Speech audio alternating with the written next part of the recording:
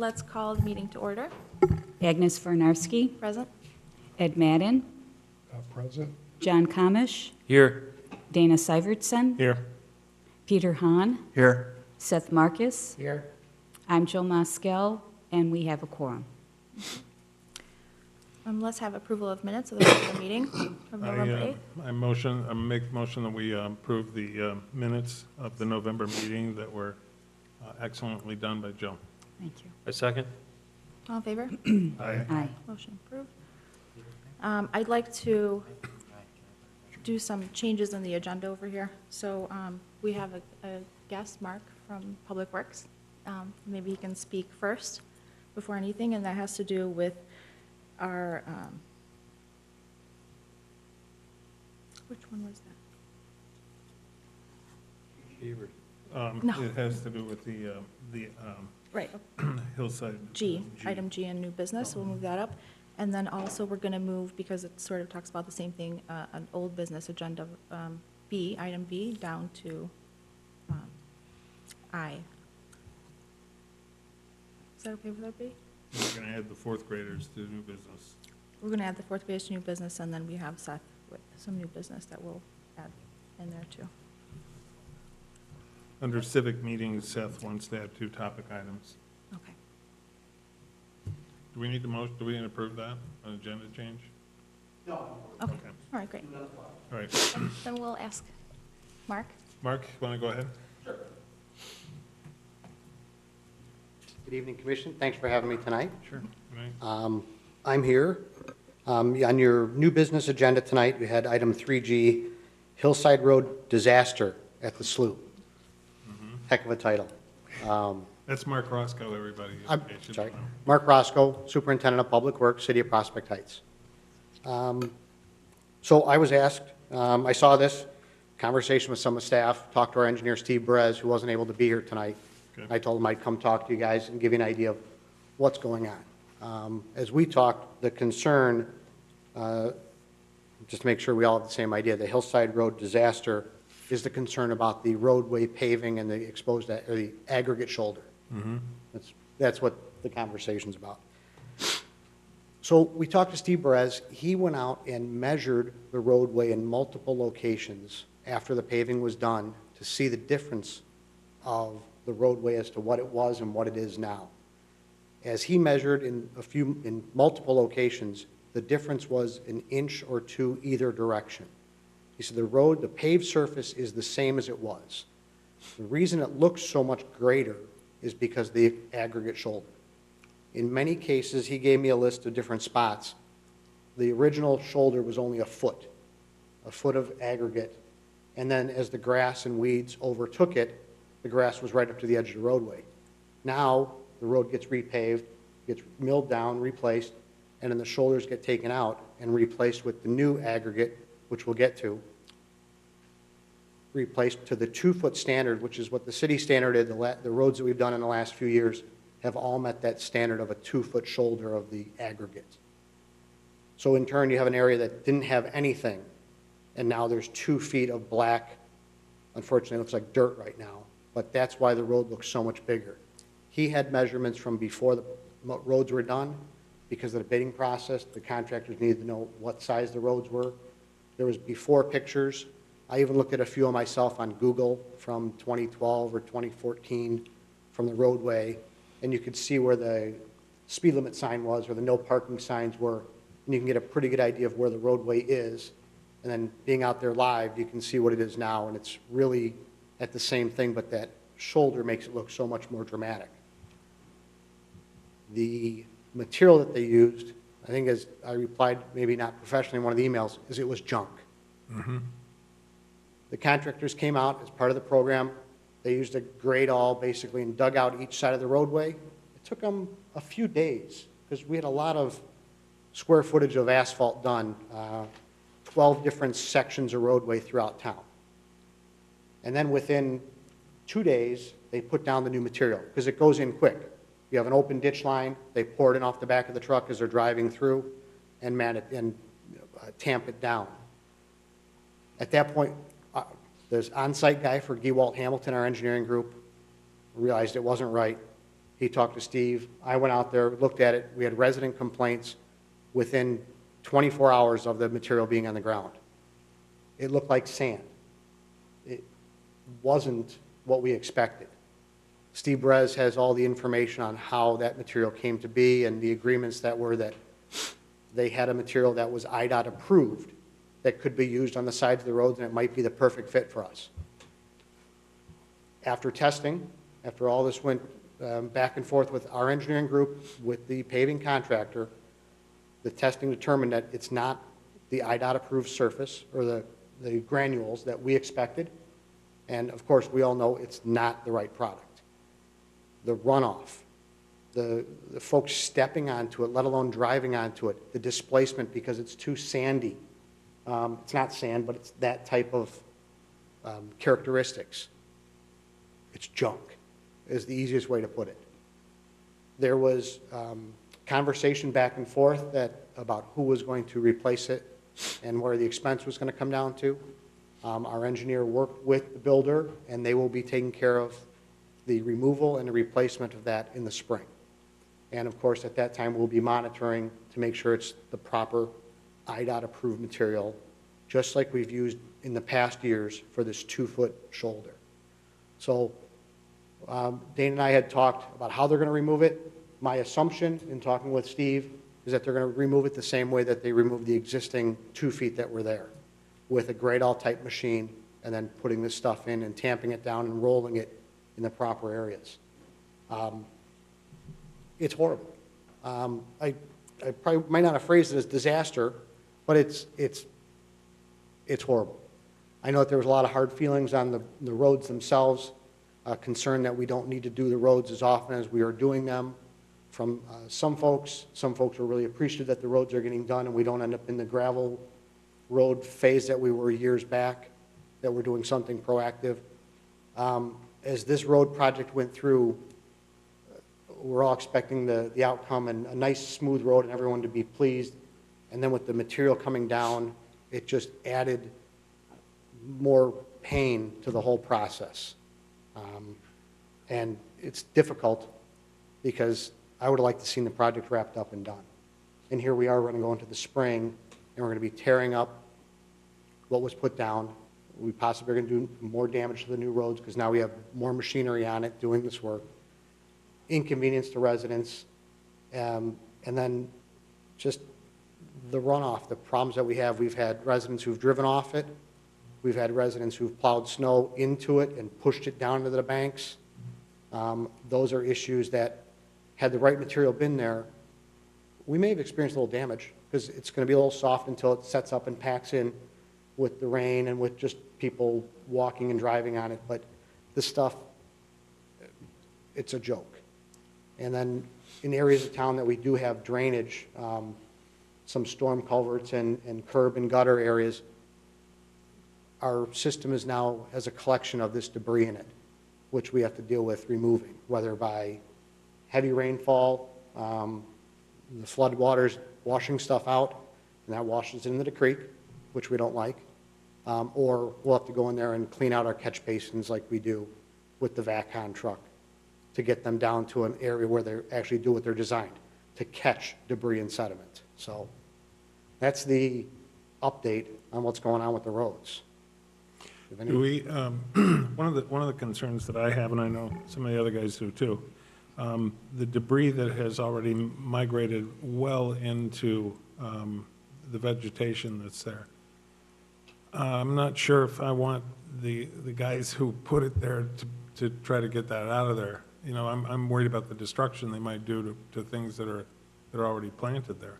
We had the same type of conversation right up at the end by the Isaac Walton sign. Yep, where before they actually did it.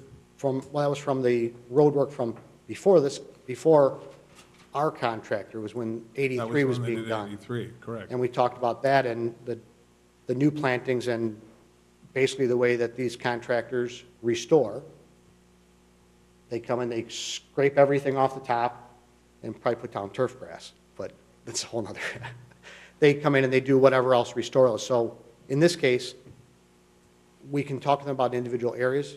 If there are certain spots that we'd like them to do extra removal, or we just stick with them with the 2-foot and try not to Well- do anything else. Yeah, I mean, one of the things that we definitely want to make sure of is that when nobody's looking, somebody comes in and puts down, 20 pounds of grass seed or puts sod down. I mean, the possibility of that happening is endless. So, that's one concern, but how they remove the stuff that's already migrated into the plantings, that's another big concern.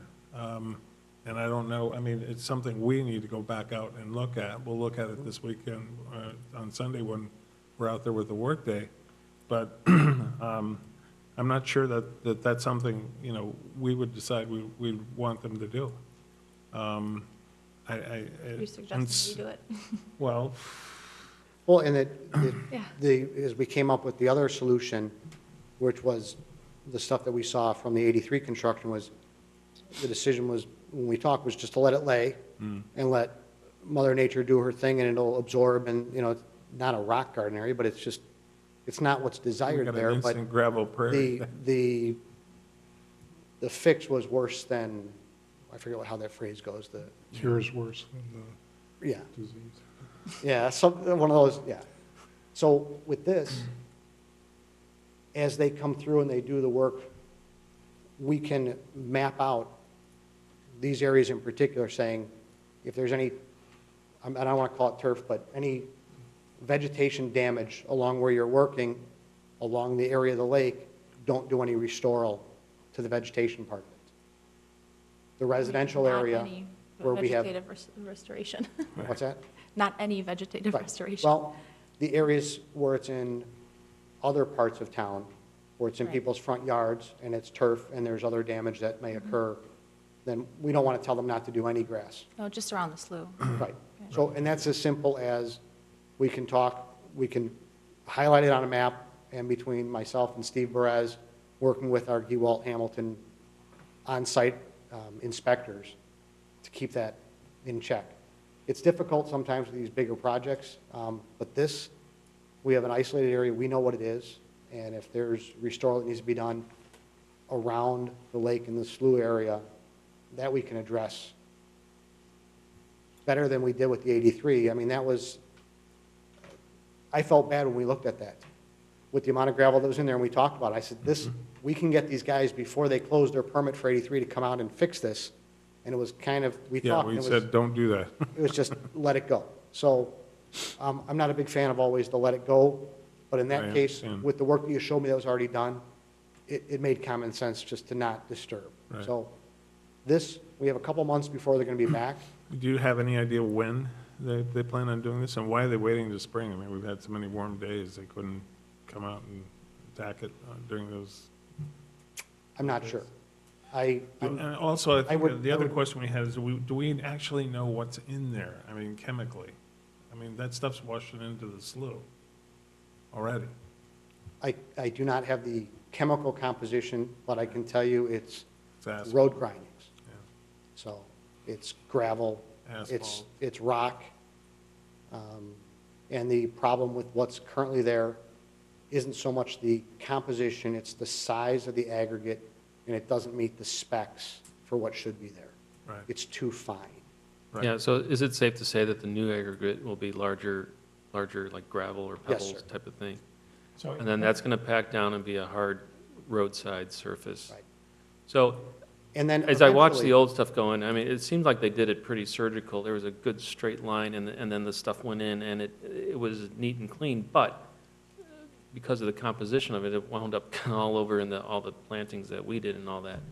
So I guess I'm afraid a that's- request that I would have would be, if you can inform us when this is actually going to happen, and then, we could maybe help monitor it or something, so that they do it the right way and we don't end up with another. I'm not a big fan of the spillover of it. Yeah, When they come to take it out, I think, depending on the moisture content, and all that, how it's going to come out. The original stuff, when they took it out, because in a lot of areas it was only a foot, there was a lot of clay and dirt that came along with it. So that, when it spills over into the vegetation area, it dissolves. It does what it's supposed to do. This stuff, because you already have 2 feet of this sandy mix, I agree. I'm afraid that it's going to get a little messy. Yeah. So what should have been there, is that similar to what was used in the other road building that was done previously here in town? Prior to this year, Yeah, for the past few years, the specs have shown this IDOT-approved granular material that we're calling, ground pavement, but the size and the shape and the way it binds together differently. Sand, you step on it, it displaces. The sludge but that's what binds. we see elsewhere in town. Correct, Okay. absolutely. And unfortunately, this year, it was the wrong product, and now we're spending a lot of time trying to recover from it, and we haven't even got to the point where it's being removed yet.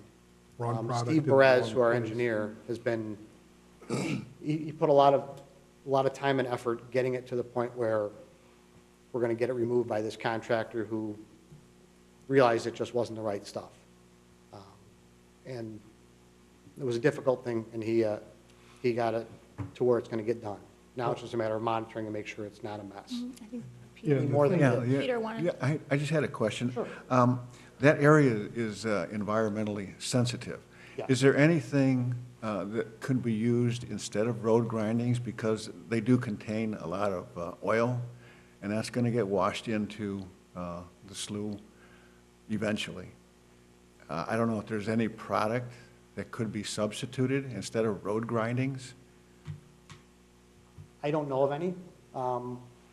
I can tell you, and this isn't the part where I hand it off to the engineer who's not here, but at this point, it's going to be, the road grinders are going to go back in, because that's the agreement that we had from original contract we've done for the last few years.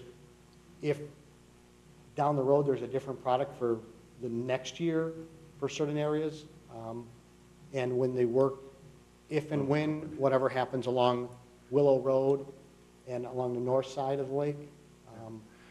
But I don't know if there's another product that exactly fits the bill. Yeah, maybe IDOT, when they do these areas that are sensitive, they have something, some material that could be used, especially when they do Willow Road, but now along the slough there, it's just gonna wash down into the slough.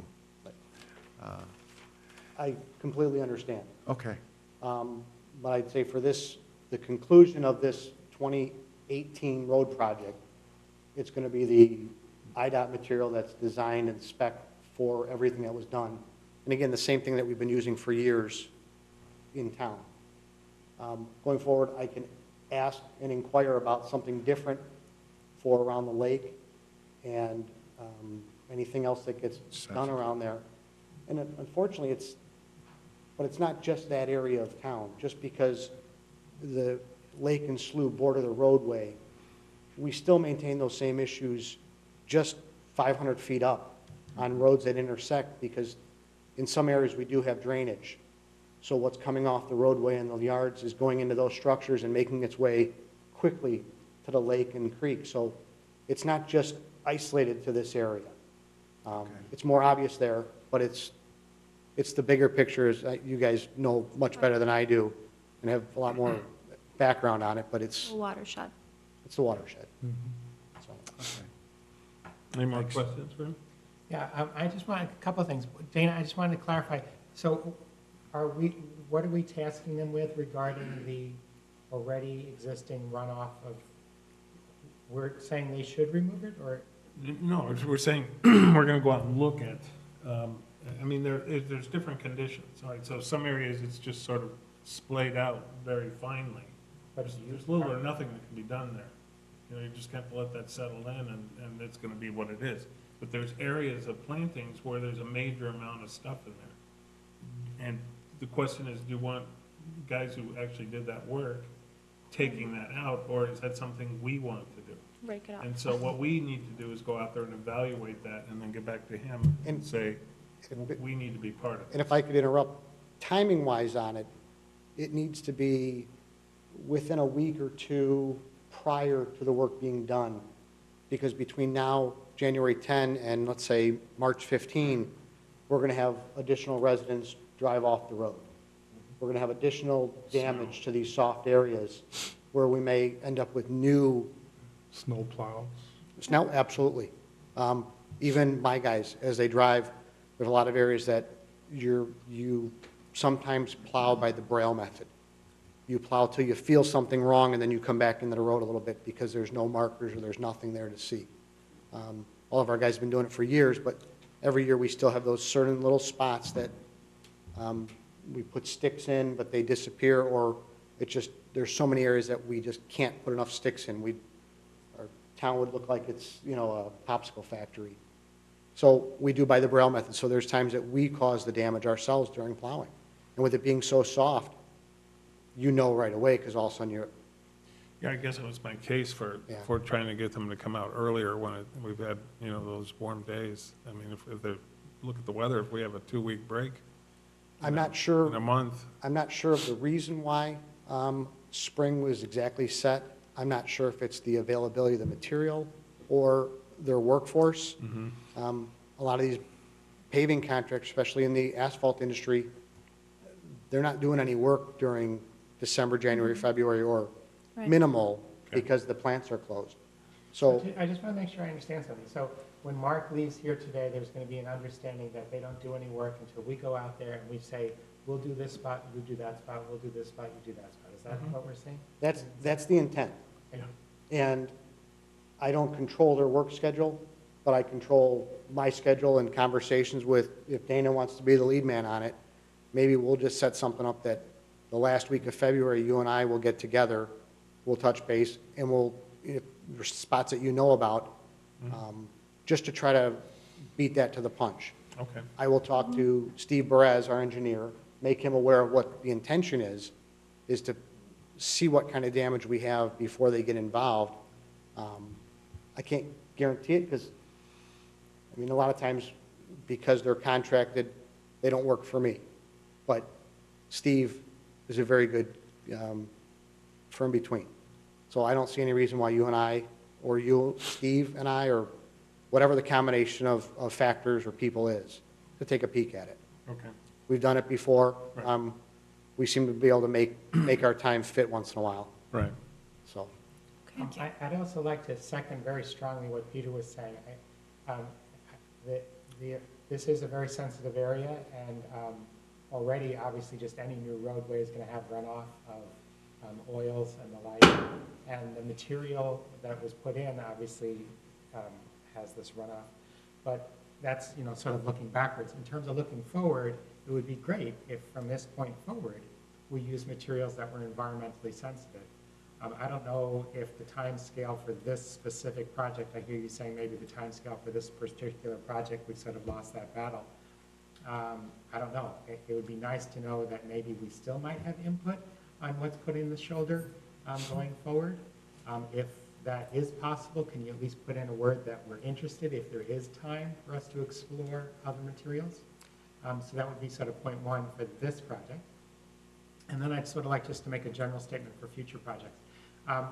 It would be great if for, you know, sort of forever after, Public Works and the Prospect Heights Natural Resources Commission work together on all future projects so that when, you know, sort of rather than do things retrospectively, do things prospectively, so that we can see like, okay, there's going to be some road work on such and such a street, and as you said, practically all the streets affect the water flow and the watershed. So that if we can talk about permeable surfaces, if we can talk about materials that don't have so much oils in them that run off, and so on and so forth, it would be great if we could work together sort of forever after and figure out how to make more environmentally sensitive roadways. A couple parts of that. The first part, the current fill that's going to go back in along the roads, I'm not going to try to get that changed. It's been the city standard, the IDOT specification. The wrong stuff was used. A negotiation was made to get it removed and replaced, and I have no intention of trying to change that at this point. It's late in the game. It's a project that should have been completed by now. To try to change the parameters of it, it's past. As we move forward, I mean, we are talking about roadways. Unless we're doing concrete, we're putting down a petroleum-based product to drive on.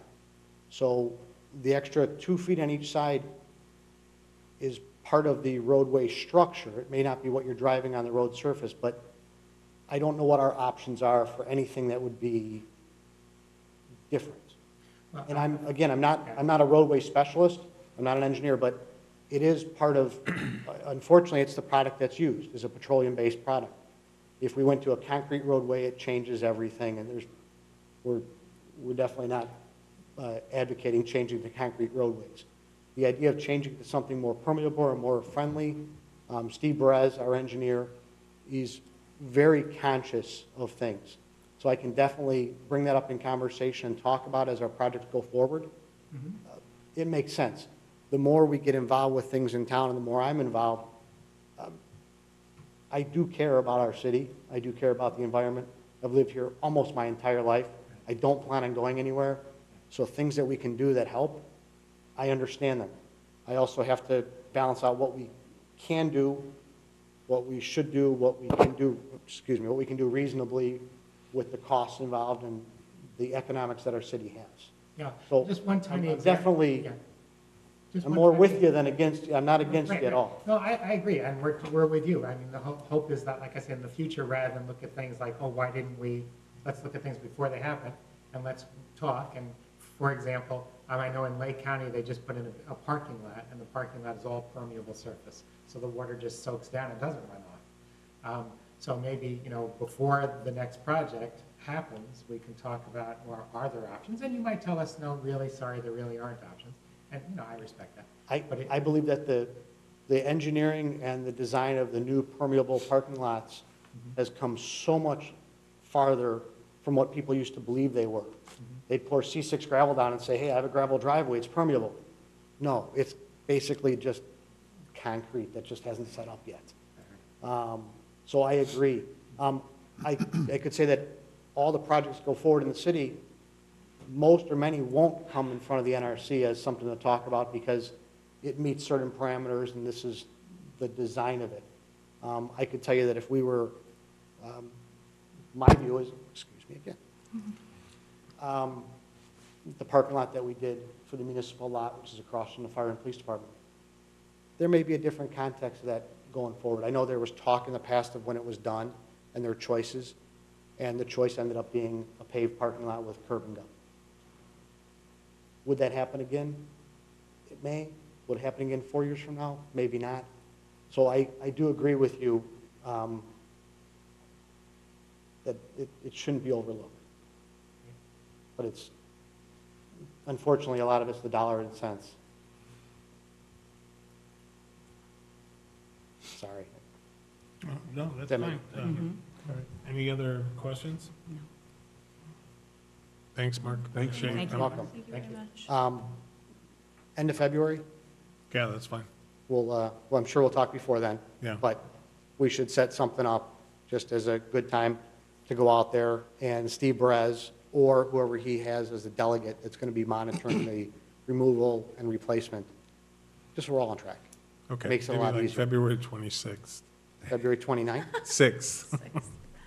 Going for surgery on Oh. February 27th. Oh, maybe we'll do it the 25th then. There is no 29th this year, is there? No. It's, I just hope, didn't know if Dana Yeah. catch that quite yet. March 31st. Thank you very Thank you. much. Thanks. Thank you, Mark. Thank you. Mark. Okay, so next on old business is update on workday schedule, so I'll just go quickly through this. We were at Morava Nature Preserve last workday, and we had a really great turnout. We did a lot of work, thanks to Seth for doing that creek cleanup and having everybody go in there, and we managed to get a big tree out of the creek that was a little bit obstructing, and we also managed to put down a lot of seed on the shoreline with an erosion control blanket, and we burned up a lot of wood. We cut up, and then John's new toy. John has a new toy that splits logs endlessly for hours. And so we had a lot of fun. We had our kielbasa roast, and we got a lot of work done with a lot of great volunteers. Our next workday will be at the slough, right there on the corner of Elmhurst Road and Hillside. A lot of trees have fallen around the area with all of the wind and the recent rain and storms and windy conditions, so we're going to be clearing a lot of the debris. We've made seed mixes for the area. We've opened it up a lot. We might open it up a little bit more to get some grasses in there and vegetation and some, so that's the next workday. Any questions? Comments? No? Okay. Next, so we're going to skip over Can I B. interrupt a moment? I see we have, We do. are we able to move them up? Are you guys here just to observe, or do you want to make comments? Our guests, are you here just to observe? Okay, he's here, are you here to observe? Yes. Okay, okay. Okay.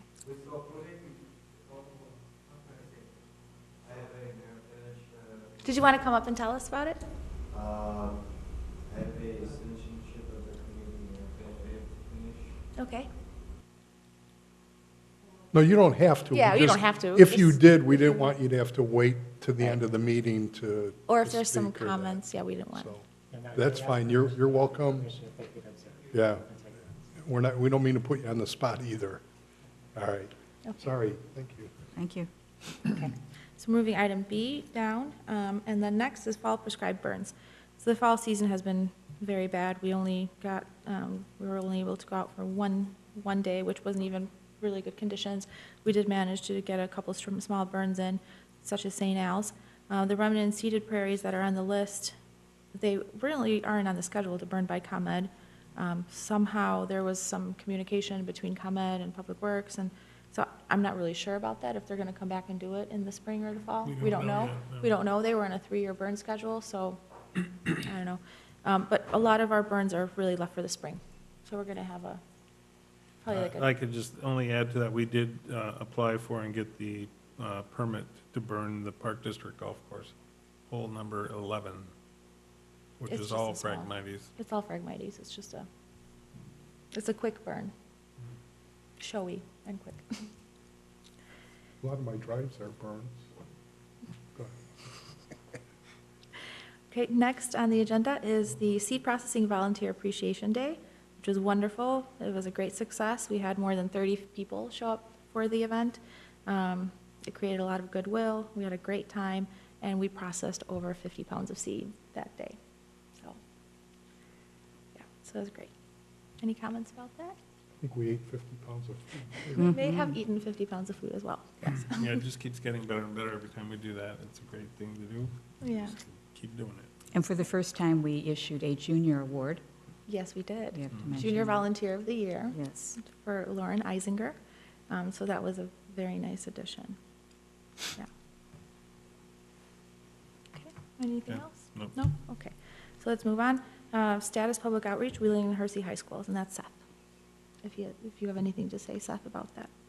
Any new, Well, I don't recall when I last spoke with the commission, that I did meet with the high school. Did I mention that already to the commission, right? No. You were going to set up the meeting. Oh, okay. Yeah. So I did meet with representatives of the administration of Wheeling High School. As best as I can tell, it went very, very well. They seemed very enthusiastic. I promoted the idea that we should have a long-term relationship, an ongoing relationship with the high school students there, that they can volunteer in many different aspects of what we do, from physically getting out in the field, to science projects, to research, to data collection. Actually, I talked about artistic projects they can do as well, the field of education, making teaching modules. So I talked about how students can get involved in different aspects, and they seemed quite enthusiastic. Right after we spoke, shortly thereafter, it was winter break, so things have taken a break. I actually did contact them today, coincidentally, and hopefully we'll resume the conversation to get the project going. that's great. It's wonderful. Very exciting. But nothing at Hersey? No I contact have at not Hersey? contacted Hersey. Okay. I just contacted Wheeling. Okay. All right. Anybody want to say about that? Thanks, Seth. Sure. Okay. Great. Next is Library Park District Program, Nature Speaks. Okay, the only Park District programs we have are the 2 spring bird walks, and they're in March, I believe. That's the only thing we have scheduled with them right now. Nature Speaks, we have on the 24th. Is it 24th? Yeah, I think so. 24th is Thursday. Dan Thompson Of which month? January this month. Let me just verify that. Dan Thompson is a wildlife ecologist for the DuPage County Correct, Forest yeah, it Preserve. is the 24th. And he is going to be giving his presentation on the work that he's doing to save the Blanding turtles. It's a really nice presentation. The guy is really articulate and really, really insightful. I think it'll be another really grand presentation. It's coming up very, very quickly, though. We need, if you guys have not registered, please do that. And we sent out the first announcement. We'll send out another one next week. We really need to, if Maybe we can ask Ed contact to your do another friends. press Ed? release? Yeah, I was just going to ask that I'll you send can you- get information to me. Mhm. and we'll Yeah, put- For I'll Ed. send it to you. Yeah. Yeah, that would- because I want to time it so that it comes out that week before. Mhm. That's great, thanks, Ed. So, That would help. And then we have, in June, our speaker is Bill Kleinschmidt. And then April, I'm still looking. I have two really good candidates, Terry Meisel, And then Seth's, Seth's guy at Lake County. Lake County. And then there's also a guy that is just, he's one of 3 authors of the very first grasslands, the State of the Grasslands report that just was released. And he was actually on our friend Jerome McDonald's show on BEZ, and so it's archived. If you want to go listen to the interview, it's really a very good interview. There's a lot of information in there about it. It's on, if you go to WBEZ and then go to the programs and go to Worldview, all of Jerome's talks or shows are scheduled by dates, and this date is January 7th. And it's the State of the Grasslands.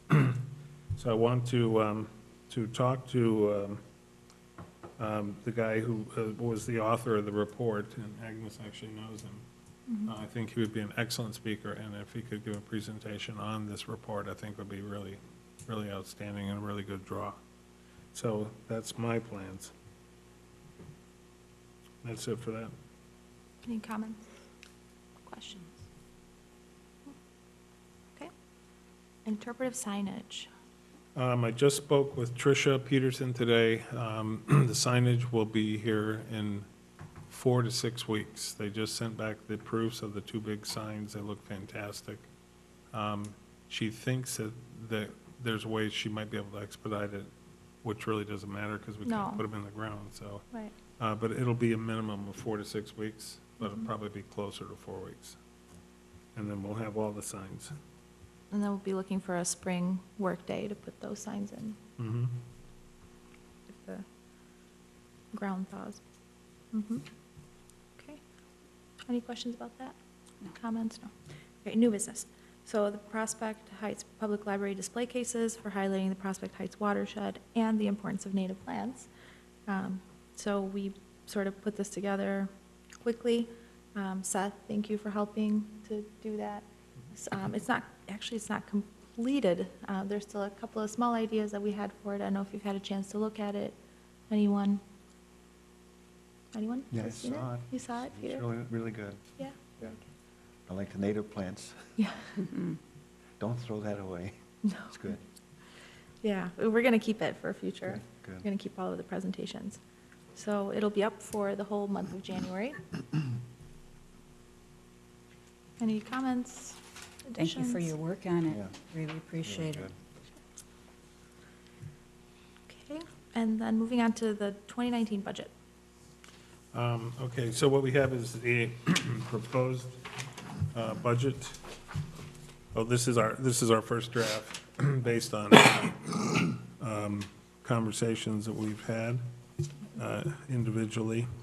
We haven't discussed it collectively, so last year we received a budget of $5,800. We were asked to pare the budget down, and we put all of our sort of oomph into the summer intern position, And because we had a lot of materials left over from the previous year's budget, we had enough supplies to get us through the bulk of 2018 and into right now.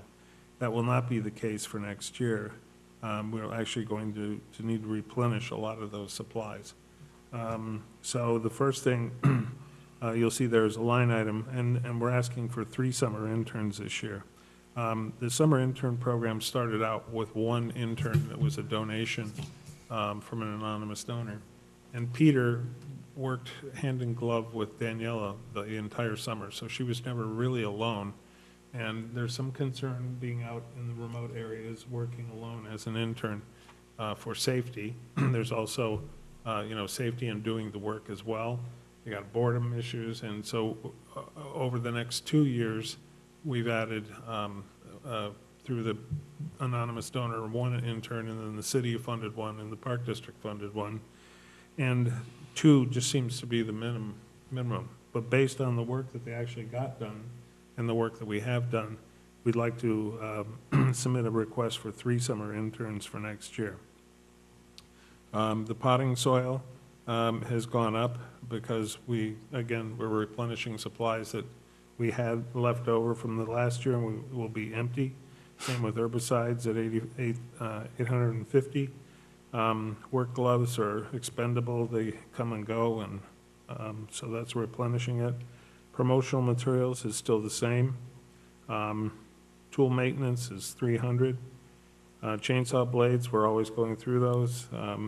We ended up actually using more than 10 last year, and the chairman purchased more on her own. Fire starter logs for the fall season and winter work season. Germination trays. The 800 for aquatic plants is to continue on with the putting the aquatic plants along hillside there, where we started the plantings and then continuing north. So, or we can continue Erosion the other control. way as that really good erosion control. Operational supplies like gas, oil, string trimming, materials for the carp enclosure to protect the aquatic plants, root stimulator, and then safety glasses and personal protection items for use with herbicides. So the total budget request is $17,685. So any comments? I do. Yeah. First of all, let me just say that I think it's all warranted. It just will be a bit of a sticker shock to see a request coming in that's 3 times the previous year. So I don't know. Understand. If we want to make sure that when we're doing that, we're making it very, very clear those reasons that you outlined. Because this really, last year's budget was really, fortunately, there was a lot of overstock, or we wouldn't have been able to get No. that. No, and we donated a lot of personal supplemented that funds. heavily. And Right. and then we I still think had our, that needs- yeah. So I think when we position that, that needs to be known as well, especially the additional contributions that were made, so that, they know this was, because otherwise the perception is, oh my gosh, but you guys were able to Right. accomplish Able this to do last this, year. right. Peter, we probably have to present this, right? Or make a What I presentation. would recommend you do, like I've recommended every year, definitely put in what you think you need, what the commission needs, but also always think in the back of your mind of prioritization. Yes, Because if you go in there with 17.6 and they say we can't do 17.6, we can only do 13.5, again, you'll go there, and when we have our budget discussions, I would highly recommend you go there Okay. to plead your case, like I would do with the water committee or any other commission or committee. If these are, if this is what you need to provide the services that you do, then the council needs to understand that, and that has to be explained to them. Otherwise, like you said, it's sticker shock. Wow, $17,600? They've never asked for this before. We never gave them that before. We're not going to give that to them. So if you could go and explain it to them, Right. when you do as a committee or as a commission agree upon your final budget, please give that to me so that I can get that into to the budget process. We have not started the budget process yet. Joe is in Patagonia right now until the Nice. 21st. So we haven't started discussions yet. We have just done preliminary, where each department starts looking at what they've spent over the past fiscal year, and what they anticipate they're going to need for the next fiscal year. So it has started, but we're not in full swing yet. So When would we have to have a? I would highly recommend, when's the next meeting? The 14th? Yes, that's a workshop meeting, a so- city council workshop meting. No, Our well, meeting? February, the next meeting for you guys. Oh, for us? Yeah, it's February 14th. Yes. I could say that should be okay. Okay, If you can get me something by the 14th, that shouldn't be a problem. If that is going to be tight, which I don't believe it will be, I will definitely let you know. okay, But what I would recommend you do as a commission is have something concrete and solid that you agree upon by the 14th. Something that you can vote on the 14th, so this way we have it actually in black and white, so that it can be presented. Like I said, we still have some time, but I don't want you guys scrambling. I want you guys ahead of the curve.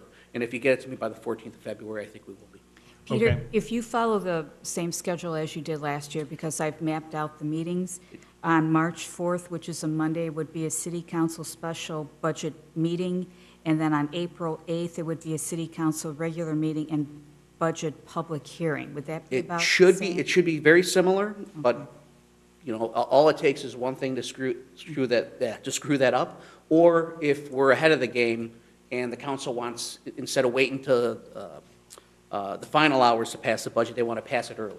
It has to be passed by March 1st, which means it has to be passed by at least the last meeting in April, but they could just decide they want it earlier. They want it April 1st, or the first meeting in April, which pushes everything up 2 weeks. So what I would highly recommend, like I said, is agree upon something by February 14th. That should be enough time that you're not going to be scrambled. Okay. would it help, as Ed was suggesting, to put a cover letter together with that? To give a little You bit could of definitely do explanation? that. What's the most important thing, I think, is going to be presenting your case at the budget meetings. Okay. So letting them know why you're going from X, what was last year was well, if you're not including. 5,800. But that doesn't include, does that include the intern? We put all of the money into the intern last year. We had 4,500 for the intern. And then it was like 250, 300, 100. But our second intern was a volunteer donation. It was still a volunteer Sure. donation. And this year, that's not going to This year, happen. that's not going to happen. Okay, so so in this 17.6, there is 3 interns. 3 interns, roughly at 3 9, interns is 13,500. right. 13.5, okay. So that's definitely the largest expenditure for the commission. That is what you're going to need to tell them. Okay, This is why our budget's going up, or Okay. our budget request is going up. It's for 3 interns. It's, you know, and you're going to be the ones that have to complete your case Yeah. of how valuable the interns are. okay, And then also, like you mentioned, that you've depleted your supply that you've had from previous fiscal years. Right. So now you have to replenish it again. So it's not impossible, but, you know, like I said, just, you would have to go there, plead your case, have something finalized by February 14th. But then, again, prioritize. Okay. So if 3 is ideal, 2 is minimum, maybe you have to settle for only 2 interns and your supplies. I'm not saying that's going to be the case. I'm just saying, always in the back of your mind, go into it knowing that if you don't get everything, what's the least, yeah, you know, what's the most that you need, what's the least that you can get rid of. okay. So- If they approve a certain amount, we're able to go back then and relocate those funds, like, Well, we don't like to reallocate. right, allocate, I meant. So when the council ultimately decides upon a budget, it's what's presented to them. So it's X for this, X for that. We do have some leeway. We can, it's not fudging the numbers, but ultimately, you have your money set aside. If you have to buy more potting soil than yard tools, we can work with that. As you know, we kind of shifted money over to what was left, because I think you had $1,300 last year for supplies that you didn't touch, that we actually funneled into the interns to help fund them. So we do have some fungibility. Okay.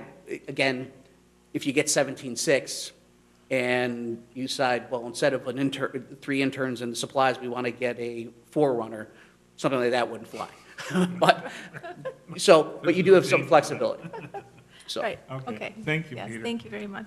So along that line, though, what I do strongly suggest we do is to have something that gives an accurate idea of what was actually utilized this year, Okay. both in terms of the additional contribution Yeah. for the intern, the extra supplies that we used, and then also the additional donations that were made to make this happen.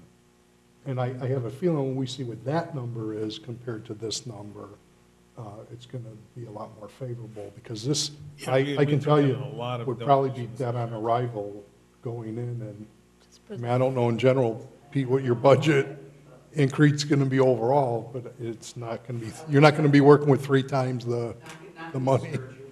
Yeah. I would definitely, plead your case, have a strong argument of why you need this, how valuable the interns are, the fact that you completed your supplies.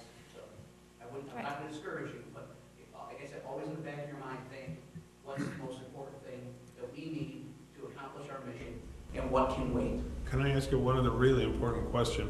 Which version of the Alderman and City Council will be approving this budget? Current. The current one? Yeah. It has to be passed before May 1st. Yeah. So there'd be no way we could wait until the new seated alderman. If there was a change in alderman, there'd be no way for us to do Okay. that. So it's going to really ultimately be done before April 1st, before the election. From staff's point of view, it just won't be voted on until after. But it's going to be passed. Okay. So. Did the Park District contribute anything to intern? Not this year, No, but last year, or No, nothing? no, nothing. no, last year, the year before that. Year Year before. before. Are they looking at, or can we ask them? We have, We have, and they've said no. Okay, They're pouring all their money into restoration of their playgrounds. okay. They have no dollars whatsoever, even for just a small operational budget. So we've already made that ask. Yeah, okay. There's 2 items I just want to put up for thinking about, just for consideration. One would be a wheelbarrow. I've noticed that when we have our work days, people are often hauling stuff and carrying big loads, and a wheelbarrow would be a nice addition if. we have a couple, we Yeah, just, so- yeah. So, I mean, I'll we, donate mine. what? We have a couple, we just haven't, we've brought the cart. Yeah. We can, it's difficult to get into the car, I guess, so we haven't done that. But we have brought it on, like, when we're loading chips to line the paths and stuff. Okay. So, but we Yeah. have one. Okay. Yeah. The other item I think for possible consideration would be monies to rent equipment. And again, it's something that we can explore. I forget the actual name. There's a particular machine that's called like a brush shredder or something. I forget what you call it. Brush hog. Brush hog. That one could purchase or one could rent. If you think, for example, of the space we have between the remnant sedge meadow and the remnant prairie, there's a big area in between that would be, some dream someday of connecting the two. One of the reasons that it's only like a fantasy is because of the amount of work, and it's just filled, for example, with areas which it's almost 100% T-zone. Well, one of the ways to do that is, rather than human hands, is a brush hog.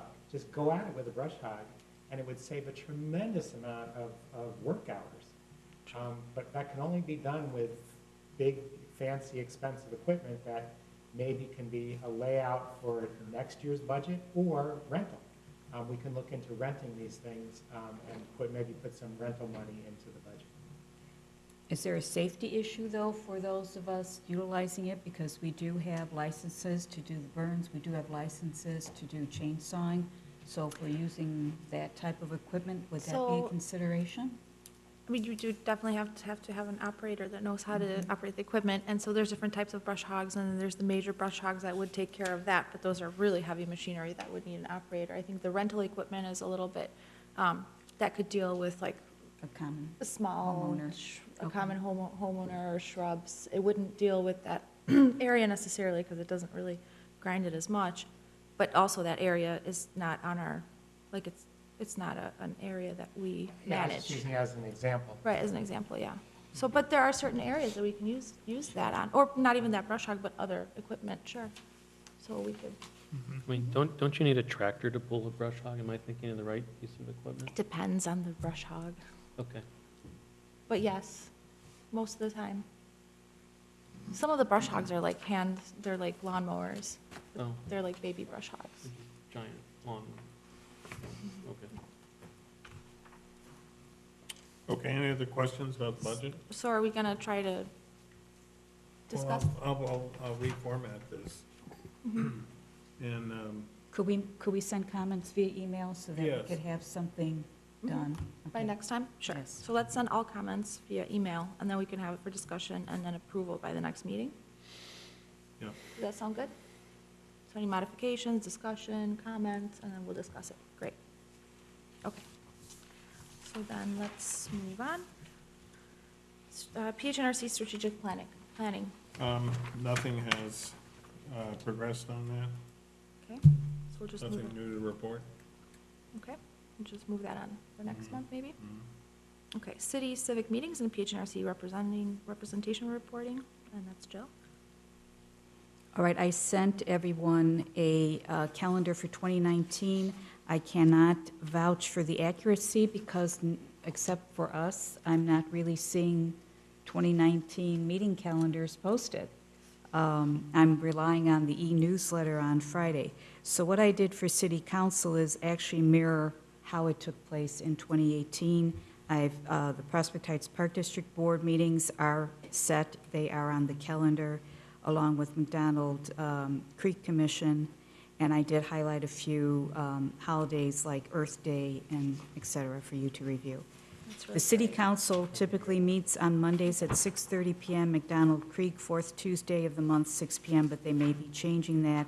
Prospect Heights Park District Board, fourth Tuesday of the month at 7 PM. There are exceptions, and we are second Thursday of the month at 7 PM. Well, do you have a copy for? Well, sure, but I did send this to everyone when I Okay, sent everybody has out it. Yeah, I do remember. the agenda. Do you need it too? I mean, it is tentative, right? Yeah, it's a little tentative, right? Give that to Just a Ed. final, we'll, Well, yeah, until, so there is a Prospect Heights Park District Board meeting on January 22nd. I always listen to the McDonald Creek recording when I cannot attend the meeting in person. And then we just have the city council meetings to consider.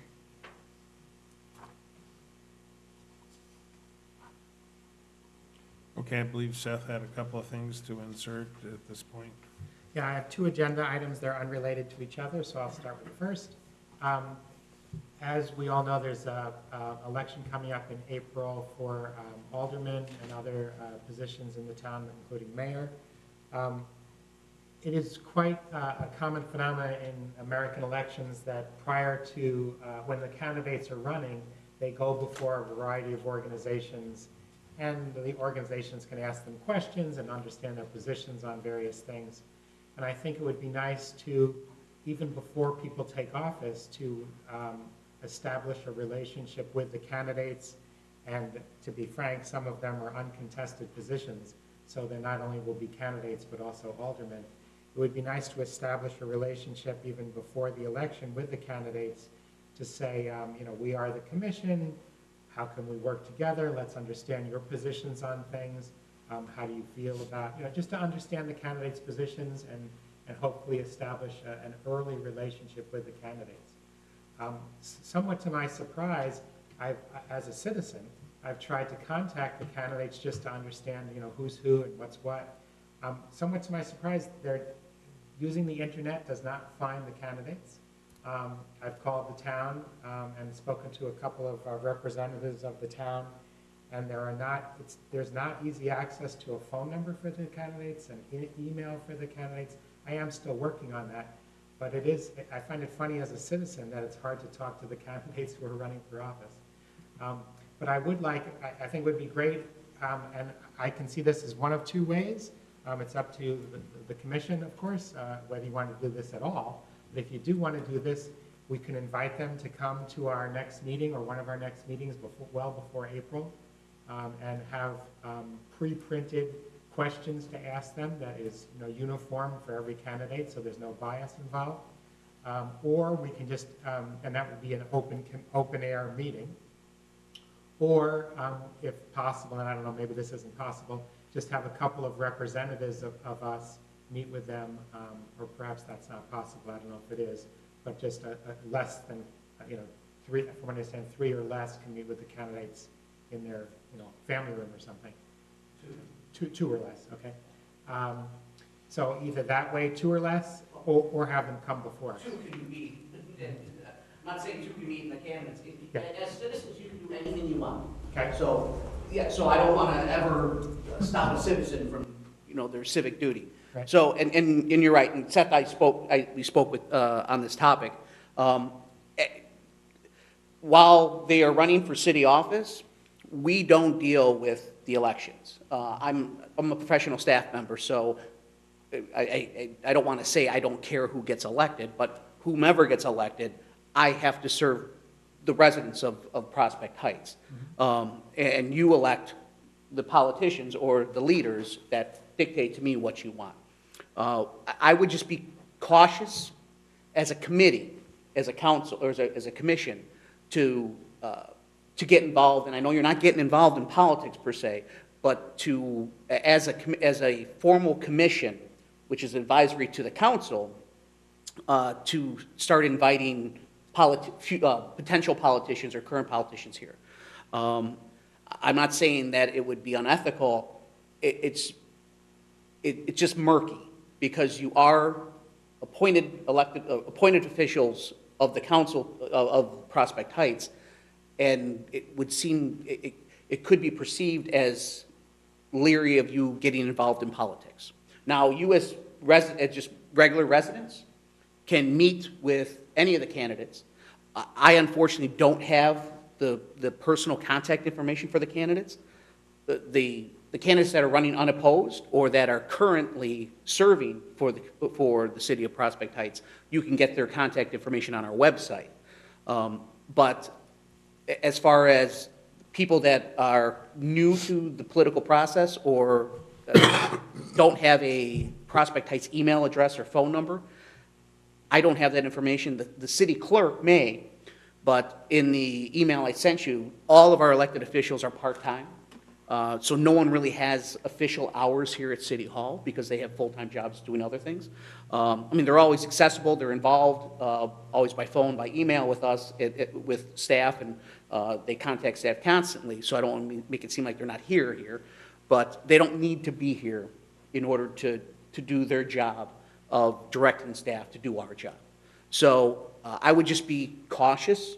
I highly recommend any resident of Prospect Heights as a citizen, by all means, get involved in the political process. But as a commission, I would just say, pump the brakes and stay away. So can I ask you, let's say it's after the election, so they're no longer a political candidate, they're actually elected. Oh, absolutely. You can reach out to the elected officials now. So let me ask you this. If there's somebody newly elected, and it's a newly elected alderman, and we're not sure about them and certain issues, and they might not be sure about us, what's the Prospect Heights Natural Resources Commission, all that. How can we as a commission have a discussion with a new alderman that's sort of, What I would recommend, whether it's a current alderman or a future alderman after the elections, is reach out to them. And I would have your chairperson reach out to them, invite them to a meeting. To invite them to one of your council, to one of your Natural Resource Commission meetings, and so that you can have a dialogue with them. You can put it on the agenda and say, an introduction to new elected officials. Now, that's completely up to them, whether they have the time to come or whether they're available to come. Or you two, as you have done in the past, can meet with them, or you with Seth or whatever. I just, again, two's fine, three's a meeting. So just do it in twos if you're going to speak with either a current elected official or a future elected official. Is it 2 or 3 since now we have 7? You got 7, so half of that is 3.5. Yeah, so 3. I'll check with Okay. our attorney. 2 is completely safe. Yeah, right. So for the 10 years I've been doing this, I've always gone by the rule of 2. So I know for our council, even when we had, well, that was 6 over in my other municipality, it was always 2. So with your 7, you may have an extra leeway for the 3, but I think you can get it done with the 2. But I will check with our attorney just to make sure, because I always want to err on the side of caution. But if you can do 3, I will definitely try to find out about that. Okay. So I'm just curious of my fellow commissioners. You know, obviously, we want to have a wonderful working relationship with our current and future aldermen. And I assume some of the new aldermen, you know, they don't know us as a commission. How do we establish a nice relationship with them? Well, what we've done in the past, like when we had our recent Matt Dolick, right, when he was elected, and he was a new alderman, we invited him out and we took him on like a walk around the slough. We did that with Alderman Rosenthal too. So we like discussed certain things and what the commission is all about. We invited them to work days. And I believe Alderman Dolick actually came out to our like volunteer appreciation day last year. So that's sort of how we've done it in the past as far as like, you know.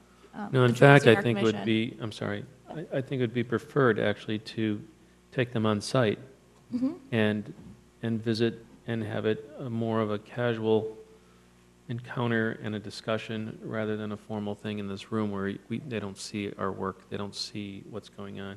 And does that have to be done in 2s or 3s or? Well, I think if they come to a work day, right, that's just a. They could come to a work day. And Right, well, we would can you extend an recommend- invitation, John, would you recommend post-election or pre-election? post-election. We have to do both if they're running. If they're running, it has to be. But again, to do anything as private citizens, Right. we're welcome to do that. And so certainly from that aspect, I think we should And we can, consider that individually or. and we can as look in the newspaper Groups of as, 2 or 3. as we're getting towards the election, sometimes the libraries have forums where they invite candidates to. Very come, often so they we do can have attend forums. those as a citizen. Public forums, yeah. Okay. Thank you, Peter. Yes, thank you. Thank you. Did you have something else? Yeah, and one completely separate item, tangentially related, and also related to speaking with Mark earlier. I would like the commission to think about how, in my mind, there's 3 big organizations in this town, which is the city, the Park District, and Public Works, which is, I guess, under the city. But all of them are involved in many, many, many projects. I somehow want, and they already do, but I sort of want to see how we can reinforce this, that I want them forever after to think about how we're a resource for all things nature and all things trees and all things plants and all things animals. That, you know, I think already, and hopefully over time, we become more and more recognized as the expert organization in the town of Prospect Heights that all organizations within Prospect Heights can go to if they have questions before projects are completed, so that, I'll give a few examples. Recently, there were a bunch of trees put in the parking lot here, and there are trees that we, as experts in the field, I mean, I have a biology degree, for example, others as well, others have science degrees, we've all taken many courses in various things about natural restoration, et cetera. And we would never have picked those trees. And I understand there's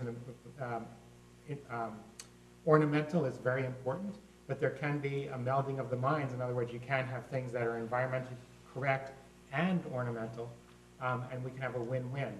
Another example, of course, is we talked about the roadway this morning, earlier today.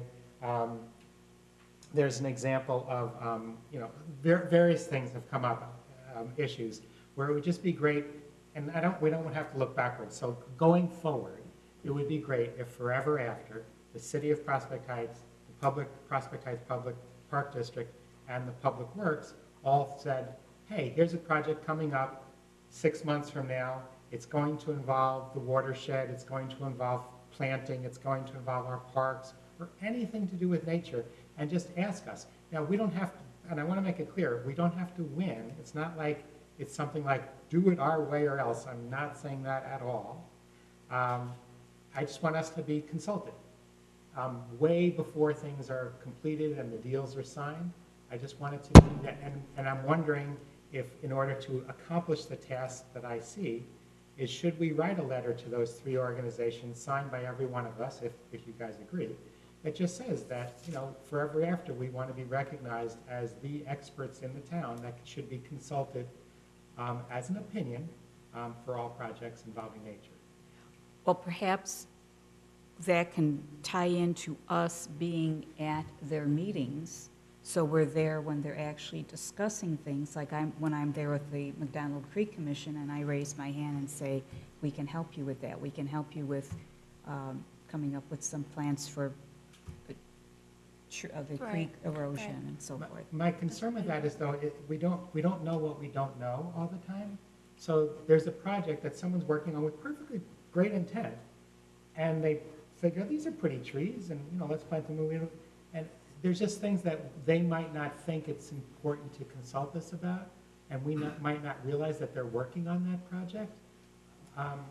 So it would just be, I agree with you, we should try to keep our ears and eyes open at all possible things, but I'd also like them to have in the back of their mind, and we should sort of remind them that all, you know, like I said, all projects, you know, think about the Prospect Heights Natural Resources Commission, let's get their professional opinion, you know, get their 2 cents. Not that they have to go with our 2 cents, but they at least get our 2 cents for projects.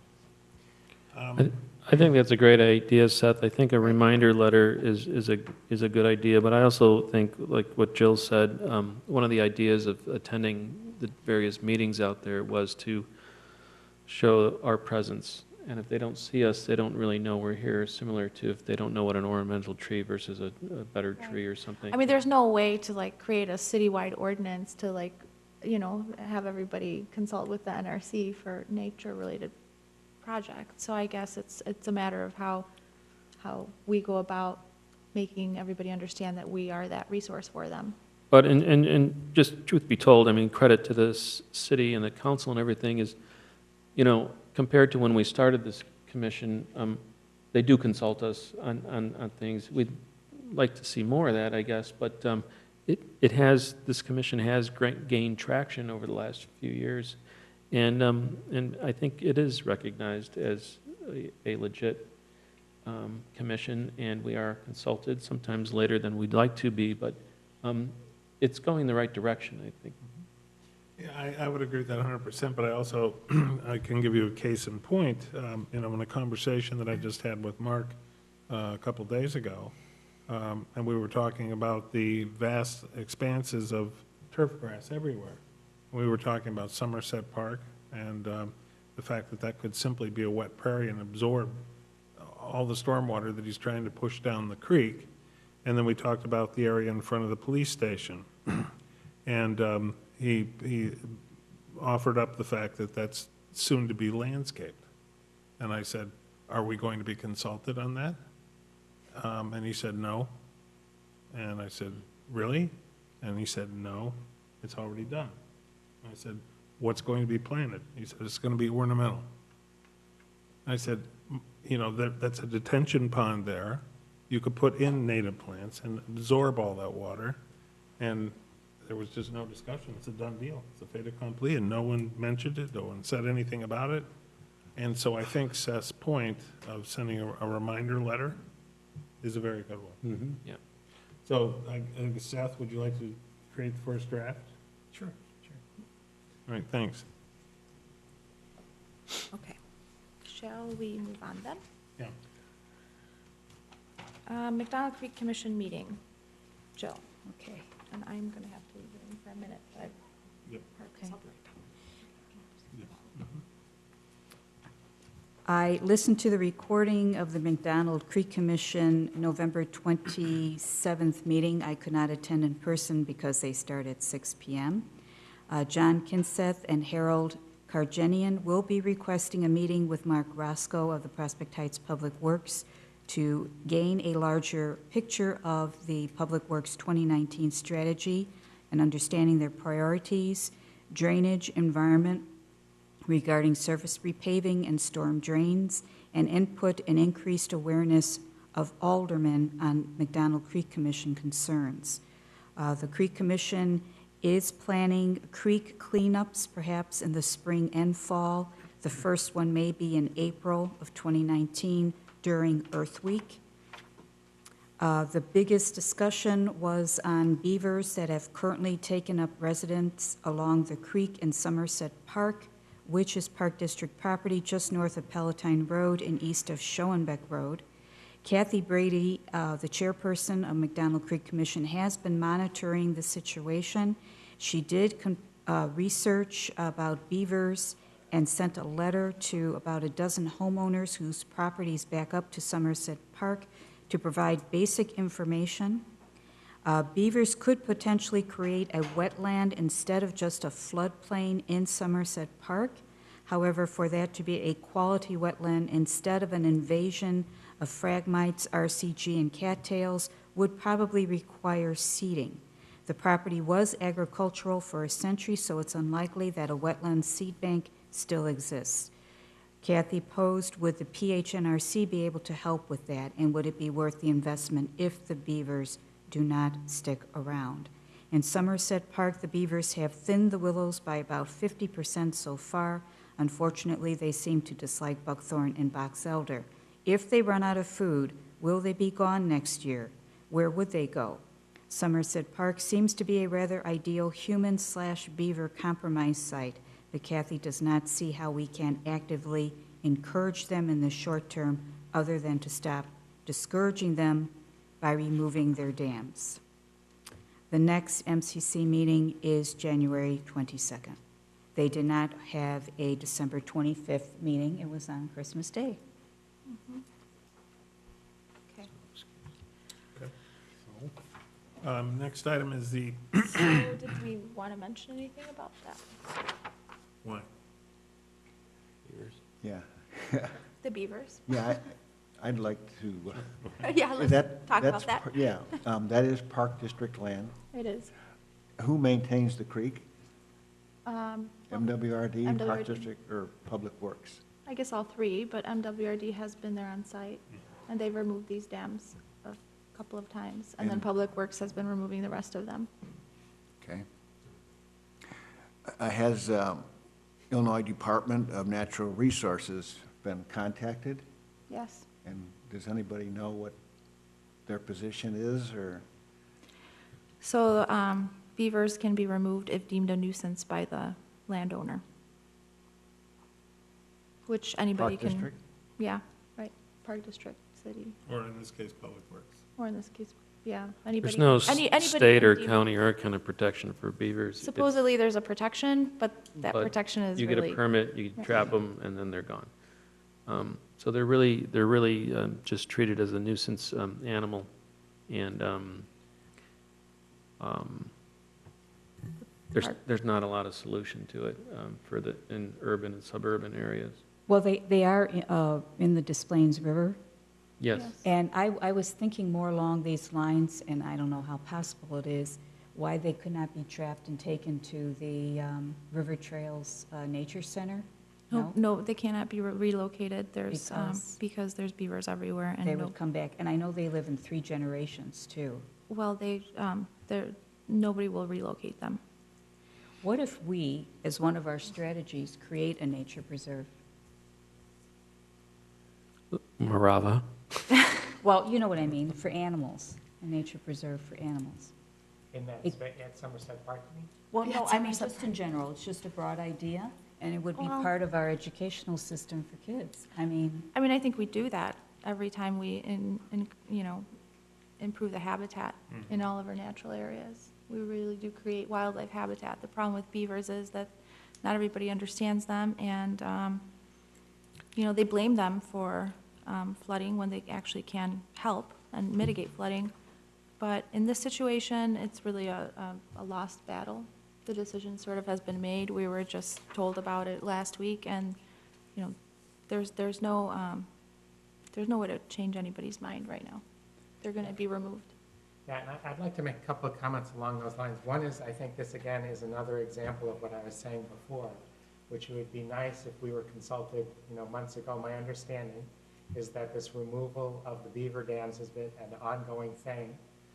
Again, I'm not saying that in the end, a position we might take will win the day, but it would be nice if we were consulted a few months ago when this was first recognized as a problem. My understanding is that now we're told that it's sort of already been decided how this is going to be resolved, and not necessarily in the way that the commissioners would have. Right, and there's many options. There's so many different Yeah. techniques and So- options that yeah, wildlife so managers just use. to talk about, some of the Right. options. I mean, people are saying, well, there's no real option about. So for example, and others can speak up, one option is that you keep the dam and put in PVC pipe that goes below the dam and past the dam and lets the water flow through, so you can have both the beaver dam and water flowing through. Or what's called beaver deceivers, which is on the same. Another possibility, and this may sound kind of hard to believe, but it's actually done in other communities where they sterilize the beavers, and that does a couple of things. One is you don't have to kill the beavers that way, but the other thing, and they don't reproduce, but the other thing is because they're not gone, new beavers don't move in. Right. So if you do kill the beavers. So instead of trapping and euthanizing them, you trap them and sterilize them. Right, so if you kill the beavers, you might think, oh, well, that's the way to get rid of the beavers. The problem with that solution is new beavers are just gonna come in, and then you kill those beavers and they leave, and then you get new beavers come in. But if you don't kill the beavers and you sterilize them, then new beavers won't move in, and you'll have a stable population. The other thing is people have talked about, well, what if they keep multiplying and they just grow and they have more beavers down the whole stream? Well, again, if you sterilize them, you won't have beavers moving all down the stream because you'll just have a stable population. The point is one could go on, but the point is that there are solutions that may or may not, win the discussion of the day, but at least it would be nice to be consulted before, so we could at least give some rounded out discussion of the various options that are Right. possible. And there could have been Also- many things that were tried since October as well. I mean, Right. we would have had this time to try different techniques and methods and maybe engage the community or so many different things that could have been done. Right, and actually, we've been out to the site, and in looking at the site, you have the stream, and then it's in a gully that's in a depression that's up a hill, and then the houses are here. It's amazing how high away the houses are. I mean, you have to go down a hill, down into a depression, down into a gully, down to the stream. So if you raise that stream a foot, or 2 feet, or 3 feet, or 4 feet, you're nowhere near the houses yet. You're so far away from those houses, but you're way up here, that it's kind of, I understand that the beavers can raise the water level a lot, but it's so far from the houses. Anyway, it's something that it would be nice, again, just to reiterate what I said before, that it would be nice if we were consulted and discussed. I think your points are very well taken. It would be good to have been notified earlier and work on some solutions with this. I think moving forward from this, though, this is really a topic of education as far as the city and the public. There are a lot of residents around here who don't want it. They don't really understand it necessarily. But it is their backyard and it is their trees coming down. They report that to the city. The city has a response to it. Just to clear the record, we didn't see a single tree that belonged to anybody that was mowed down. And for the trees that they were concerned about, there is a solution. You put guards around those trees. So that if there are specific trees that they were especially concerned about, but the tree, if you look at what the beavers have cut down, they're just, Weedy trees weedy with willows. that we would have cut down during a workday. That are not on private property. Right. They're on the not private property. But if there were some on private property and there were some ornamentals, you just go around with guards and you protect them. Of course. Yeah, beavers are a keystone species, I know. and I think the residents should be aware of that. And What does that mean? Well, I think that's where the education comes Yeah. in, so that for the They're very next valuable. population of beavers that come in, maybe we have a better solution or a little more education in the public for it. Right now, I think our hands are tied. Right. And unfortunately, Kathy from the McDonald Creek Commission did send out a handout to residents And I have it. all Okay. around the creek, and it spoke about how important beavers are. Yes. And sort of really soon after that handout went out, I think that the residents didn't appreciate hearing that they may need to have the beavers around, and so soon after, I believe the decision was made to remove them. That's just what I've heard, though. I don't know for sure. But I'm really sad about it myself. Like, I'm really sad about it. Yes. But it's a done deal for now, so we just have to accept it. Seth and I actually did, which I wanted to mention here, did give a presentation to the fourth graders at Ann Sullivan Elementary recently, last week, this Wednesday, yesterday. We gave a presentation about winter ecology and what animals and plants and wildlife does in the winter. It was really nice. We had a class of 20 students. Seth, do you want to say anything about it? It was a very positive experience, I think, in both directions. I enjoyed the classroom, and I think they enjoyed our presentations, and in fact, they've asked us to come back. They have. And so we spoke about beavers, and they were really excited about seeing the beavers out there, but it was very cold, and the principal didn't let us go on a walk, which she's right to do because it was -1 wind chill. And so we were asked to come back next Wednesday. Unfortunately, there's meetings all day, so we can't do that. And then the following Wednesday, the beavers are going to be gone already, so there will be nothing to see. And the kids really wanted to see the beaver habitat, so we're going to, Seth and I are taking some time off of work on Monday afternoon to go see the beavers with the fourth graders before they're gone. When Are were they, you, go ahead. when were you contacted by Ann Sullivan to give this presentation? It's like 2 weeks ago. Seth? I think it was like 2 or 3 weeks ago. I think I emailed everyone about it. Never No. heard of it. I don't No? remember. Was it 2 Do you weeks happen to ago? have- Well, we did mention, because we were going to go on a field trip again. This is the whole prairie thing. Okay. You know, the Ann Sullivan Prairie, they were going to go on field trips every single month to go visit the prairie. And so they didn't do the field trip in November. We went out in October, right, for the field trip. And then in November, they didn't do it. And then it was a cold season, and she reached out to me probably like 2 weeks ago about possibly going out to the prairie. And if not, if there's something else that we can do in the classroom. Okay. And so at that point, I was like, well, it's probably gonna be cold, and so we whipped something together to present to the classroom. And since it being winter ecology seemed like the right Okay. topic, and it incorporated the prairie into it, because they're doing a whole year-long prairie thesis. Okay. Okay. Can I just read one paragraph from one article, just to reiterate sort of what Peter was saying? This is an article from the Washington Post about beavers, and I just think it's important to have into the record that says the following. It says, "Beaver is the ultimate keystone species, that rare creature that supports an entire ecosystem. By building dams and forming ponds, beavers serve as buck-tooth housing developers, creating watery habitat for a menagerie of tenants. Songbirds nest in pondside willows, frogs breed in shallow canals, and trout shelter in cool pools." Are the beavers still there? Yes, And it's a done deal? it's a done deal. By who? Whose authority? I just want to know, go on record so I know who's responsible. Or the village should know who's responsible, the residents should know who's responsible for the decision to remove beavers. Public Works. Public Works? Okay, thank you.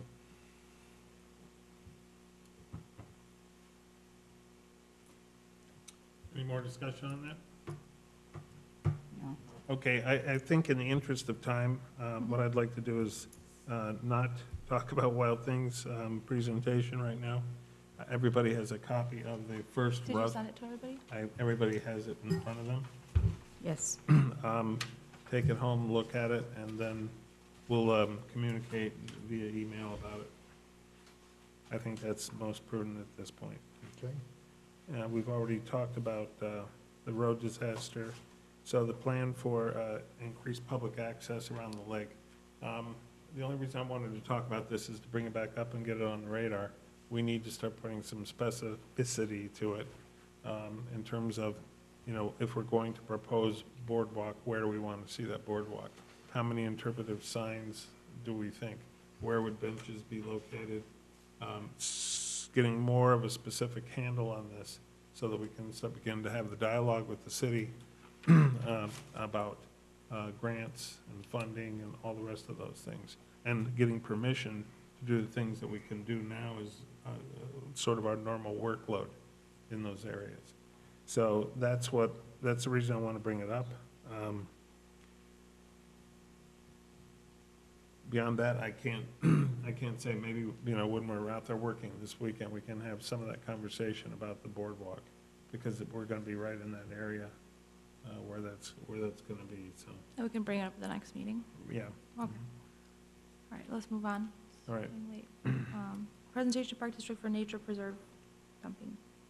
All right, so, Seth, the last we left off, you were, So I wrote something that some of you have seen, I'll read it real quickly, but the idea is that we want to perhaps discuss about whether we should make a presentation to the Prospect Heights Park District about what's going on at the Nature Preserve at Morova.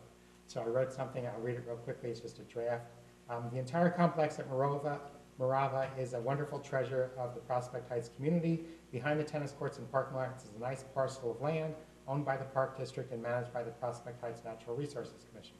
Prospect Heights Natural Resources Commission has been tasked to maintain, restore, and manage the natural area. In the short term that the PHNRC has been involved, there's been a substantial change to the area and has developed into a lovely park. We have already seen and heard about a great increase in public use and enjoyment of this little natural area. There is now a nature path through the site, and interpretive signage is soon to be there about the natural habitat. At the site, there is also use by the Prospect Heights Library, which has created a walking, learning, and reading trail for children. The site also houses a dumping area for the Prospect Heights Park District. The dumping greatly alters the appearance, use, and safety of the site. The Prospect Heights Park District dumps mostly vegetative materials, leaves, branches, logs, etc., but also dumps rubble, concrete, asphalt, etc. Proposals for consideration, and there's 4. 1, find an alternative site for Prospect Heights Park District dumping. 2, as citizens of the Prospect Heights have yard waste pickup, the Prospect Heights Park District should contract for vegetative waste pickup. 3, if the site must be used for dumping, the dumping should be limited to vegetative matter. And 4, if the site must be used for dumping, the dumping should be limited in distribution perimeter, and the limit should be clearly demarcated in a natural and pleasing way. The Morova Park District, the Morova Nature Preserve has evolved into a beautiful educational, recreational Prospect Heights treasure. We should all work to maintain its natural state. last I talked to Christina, she invited us, anybody, to come give a presentation on the 22nd. So if that's what we are going to choose to do, then that's our date. February 22nd. No, January. January. So, I've heard different discussions. I mean, obviously, we want to work with the Prospect Heights Park District forever after. I agree. We want to keep on good terms with them, totally. I want to make this something that's not confrontational, but something that we've observed, that, it's obviously, having this dump in the middle of a pretty nature preserve is not optimal. If there aren't options of other sites, are there options of other sites or not? If there aren't, what can we do? So I want to work with them, not against them. I want it to be collaborative, not confrontational. And there are 4 possibilities listed here. So I know there's concern that we don't want to get on their bad side. I totally agree. I don't want to get on their bad side. I want to work with them to try to see how we can have a win-win. Mm-hmm. The only other thing I'll tell you is what Christina told me is that the board doesn't set policy. And so you can give a presentation to the board. Whoa. They don't set policy. That's what she said. No, that they set policy, but they don't make decisions about. Oh, yeah, I'm things sorry. like- that- They set Right, policy, but but they don't setting make. policy is. No, they do, but they don't make Right. decisions about that. Who So it makes would be decisions about that? Christina and Dino, and they've already made the decision. So she said, you're welcome to come to the board meeting, but So can you just explain that to me? I don't understand. So you have a board, and the board sets policy, but it doesn't make decisions, and the ones who make decisions are also happen to also serve on the board? Is that right? I don't think they serve on the No. board, Well, no. Christina, does Christina serve Christina's, on no, she's the executive She director. serves the board. the- I see. She serves the board. So if So does we, Dino. would it be, so if one could make, one possibility is one can make a presentation to the board, could one also make a presentation to the people who, Well, they would be there, so you could make the same one at the same time. So the reason why I brought that up is I think that is the place to start, though, is with the policymakers. And yeah, they may not be making individual day-to-day decisions on the products, but they are the leadership of that. And so I do encourage you, and if I can be there, I'm definitely going to be there as well. But again, in a way of addressing it, because, you know, again, not to ruffle feathers with Christine and any park district staff, but to see if maybe the board can find a solution that would direct them. Again, you know, they're hired by the board. The board is the decision-making body. So I do think we should at least utilize that opportunity and make that appeal to them. And But I feel that we're just going to be a thorn in their side. I mean, we have a great relationship with Dino and Christina. You've approached her several times, and they've flat out said, no, this is So what the it has to be. one- And they've given us their reasons, that Yeah. they don't have any other site. Right. And I think we're but beating again, a dead that's horse. choice number one, but there is 3 and 4. I mean, when you say they've said no, the word no, I just want to be particular. They've said No like 5 times or No, 6. But when we say what they said no to, Right. they've said no to not an alternative site. But I'm not saying that's the only thing listed here. There's other things listed here as options that are not about going to an alternative site, saying, if you feel you have to dump there, I've heard no, and I respect no. So if the answer is no, that we can't go to another site, what about the 3rd and 4th thing I listed here? Yes, is but to they don't keep- seem to be open to further discussion. It's like, But It's if been we are- decided. But for example, when you say it's been decided, I was standing there when a dump truck came in, and the dump truck dumped stuff so that it went right to the edge of where there's a stream, and one more dump, had I not said anything, would have sent it into the stream. At what point will we say something, if not when we see stuff being dumped into the stream? At what point do we have to worry about our relationship with the board, if the relationship gets to the point where they're defouling a nature area? Now, don't get me wrong. If there has to be a dump, I get it. The town needs a dump. I'm not saying the town shouldn't have a dump. I'm not even saying it necessarily shouldn't be there. If there was an alternative site, let's explore that. If there's not, I respect that. But there has to be some limit, and can there, and it's a question, it's not a demand, it's a question of, can it be just vegetative matter? And I don't know the answer. I'm not even sure how they would answer that question. So I haven't even asked it. So to say we shouldn't ask the question when I don't even know what that answer I'm would not be. saying that. I'm saying that we've already approached them 5 times. With that question, can we limit it to vegetative matter? I mean, we've told I'll Dana's tell you told what, Christina invited you to come on the 22nd. She said, please tell Seth he can come and make a presentation, no problem. And she's going to put it on the agenda item. Okay. If we say yes, go ahead and do that. All right. So, I understand that, I understand the importance of being on good terms with the park district, but if we can't, we are tasked with protecting our parks. That's our raison d'etre here. If we're not protecting our parks, and they're dumping stuff that goes into the stream, why are we commissioners if we're not? No, but agree. I mean, it's an easy thing to ask them to not dump into the creek, and they'll say yes to that. That's not an issue. So- The but- main so that's- issue is so this that's- whole, that's not a problem. That's just a simple conversation. They're not saying no to that. They're saying no to the major dumping. I mean, they're saying no So to that. that's what I'm saying. And so I don't think, I mean, but But for example, if they are saying we absolutely have to dump there, then again, I say, there's numbers 3 and 4 here that again. numbers 3 and 4 aren't contentious. They would be happy But they to, haven't, but they they haven't enacted number 3 and 4.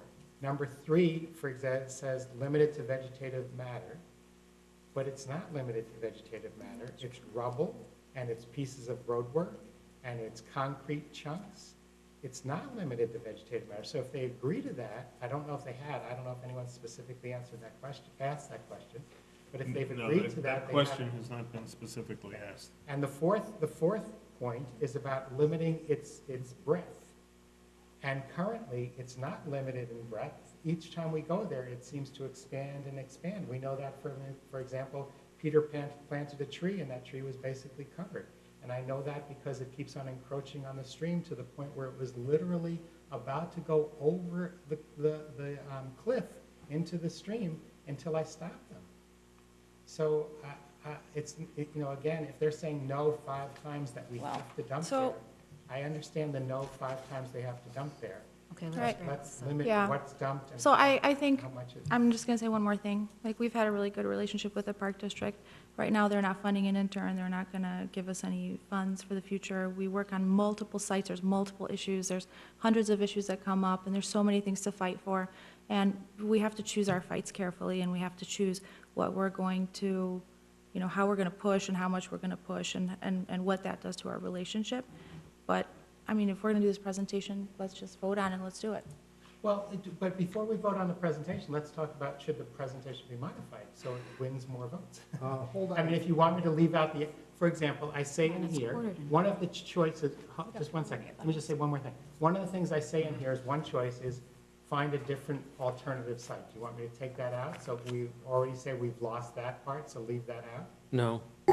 Well, here's an important consideration too. Now, the objection I had is that just the classifying that the board is not the decision maker, because in fact it is. And to thread that needle, if something's getting done, it is done at the direction of the board. Again, they don't make the day-to-day decisions, but this is something that if we have a concern about, the board is the place to bring it up. Now, again, I'm not suggesting we pick these battles, and a very important thing that we do also have to keep in mind here is our original agreement when we were given permission here was that we understood there was going to be a dump there. Right. So we still have to kind of honor our agreement with that as well, but I don't think that that necessarily precludes us from saying, okay, are there some things that we can do to limit the permanent damage there, like with those rubble and the products that will be there in 400 years. So, again, but I do think we need to,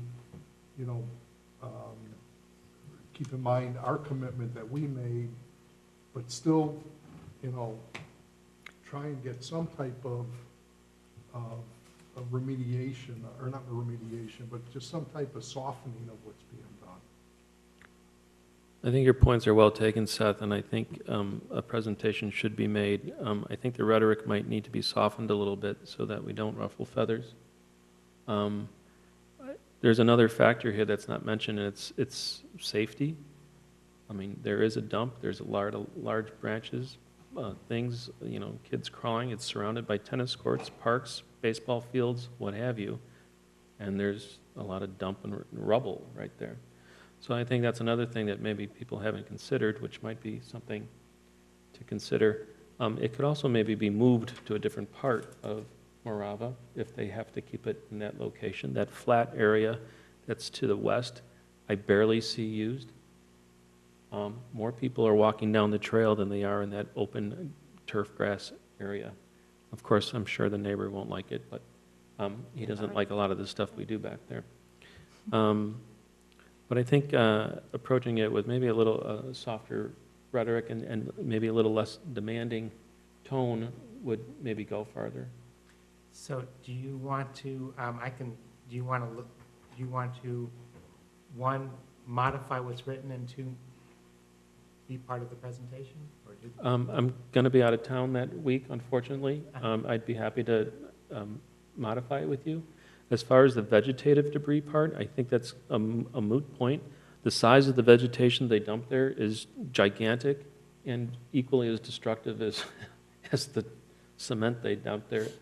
Granted, I'd rather have organic debris than not, but it's, you know, we worked there all day, you know, the other Sunday, and there's still a pile to get through. And, you know, we're happy to help them reduce that pile and make it more aesthetic.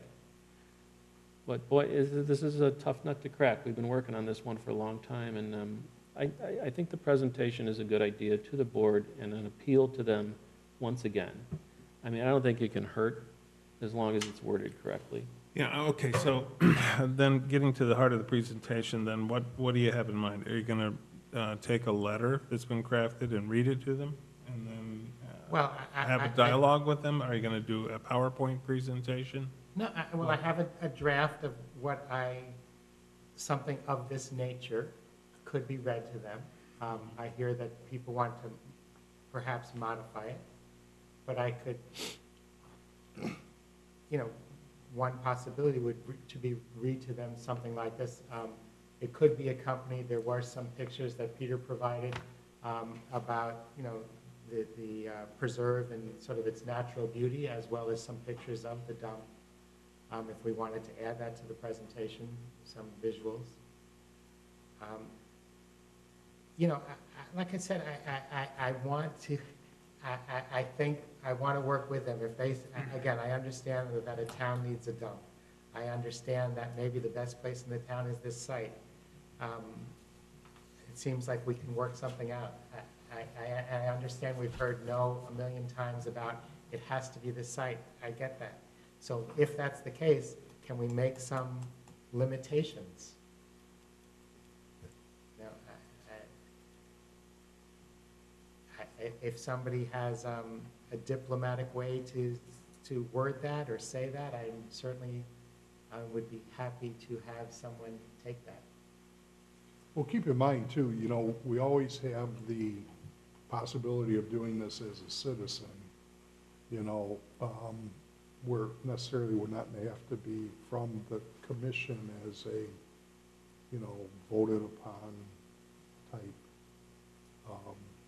you know, or something that's really, you know, where we're all on board and we all want to do it, because we're all not quite on board at the same levels. And so I'm wondering if maybe from a, you know, a private citizen who also happens to serve on the commission, that might be a better approach. I would propose that we do it as a commission. And I would propose that we either vote on it and see where it is, or at least, or modify it to get more votes. That would be my proposal. Well, I think that the thing that's problematic right now is I don't think there's enough time to do anything by the 22nd of January, given everything that's on our plate. Well, I have no problem waiting until February. That doesn't bother me. I can ask Christine if we can get on in February. I think that would be more reasonable. I think if you're really going to sell this idea, that we need to be all on the same page about what needs to be done. The vegetative matter, I don't have much of a problem with that, but I certainly have a big problem with the debris that's been dumped there, the 60-plus yards of stuff that was dumped there, and I was told that it was going to be a mound. And then I was told, no, it's not a mound, it's just a dump, but we're going to use it whenever we need to. That's a little bit different than the original charter that we signed on to, which was, we need this to dump vegetative matter, and then occasionally we'll mulch it up and it'll go away, and then it'll come back and it'll go away. So, yes, it has changed. Can we ask them to stop doing that? I think in fairness to the original charter that they gave us, that they need this area to do this, and if we're going to do the park, it has to remain, and we have to cordon it off with plantings, and that was the original plan. That's what we've always pursued. We have hazelnuts planted there, but they're very slow growing. Agnes and I talked about, just to get the screen up, putting pokeweed or smartweed or something in there that grows really quickly.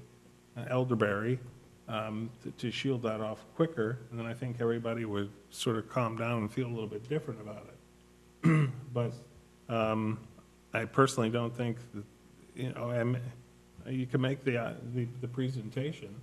I can't predict what the outcome would be. So do I hear you say that it would be better perhaps if we don't question the need for a dump and we don't question the location of the dump? We question what's dumped there and its breadth only? No, I think you do both. I think, you say, we understand this was our original consensus with you, or Understanding. our original understanding with you is that this had to happen. That said, it's sort of changed in the scope and the nature of how it's being used. So what would you say that, from what I read, what would you recommend be changed from this? Well, I would preface it with, it would be really nice if we could relocate this somewhere. But that said, if we can't, we'd like to limit the scope. Well, that's number one. Number one is find an alternative, one choice. Second is have yard waste pickup. That's not going to happen. It's never going to happen. But what about getting it back to the original agreement? What's that? What about asking them to bring it back to the original agreement? Well, that's what I'm advocating. That this would be a kind of rotating site that would be used and cleared out, or, removed in some manner,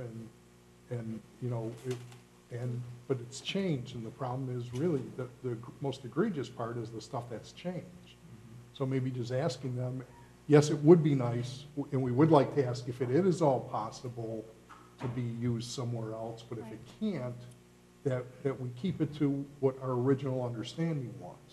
Because that's something we can definitely live with and work with and do what we can to help keep that pile down, but we can't burn rubble. And that's sort of what 3 and 4 is. 3 and 4 is saying keep it the way it was. In other words, 3 says keep it to only vegetative matter, and 4 says keep it.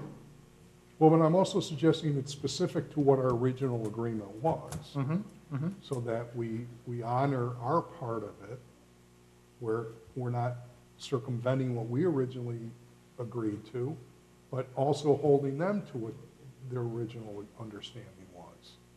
All right, in the interest of time, I think, I'll just vote on it. why don't we do this? Why don't we, Agree to do the presentation and I'll reach out to Christine and try to reschedule it for February. Well, but can I ask something, just something general about my understanding of how this commission works?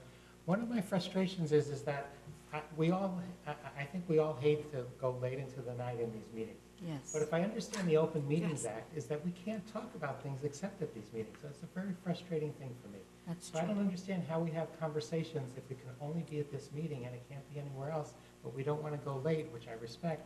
I don't understand how that works. That's true. How are we going to have this discussion if not now? That's true. And I don't want it to be now. Right. Don't get me wrong. Well, I mean, no, I mean, it's just that, But I don't know when it happens. right, and usually just for the last, 4 years, our meetings have usually never just went past 8:15. Yeah. And we could certainly make enough time, but I think if we plan for that, or if maybe we have another day, or something like that. But I Yeah. guess, in the interest of time is only because we all have plans, and No, yeah, we're just agree. used to I don't want it to getting go out late at either. I just 8:15 don't know how we or can. 8. So what do we do, how do we move this forward if we can't all talk about it offline? That's true. I've always felt that way, too. We can, I mean, we can have longer meetings, and we can talk about it more, Or you can meet in small groups of 3. or 2. 2.5. James of 3. If you have one person like Dana be the point person, you can communicate with Dana via email. What you can't do is communicate with everybody via email, because that's. Right. But Can you we do can, it through BCC? but you can, Can you use BCC and communicate it?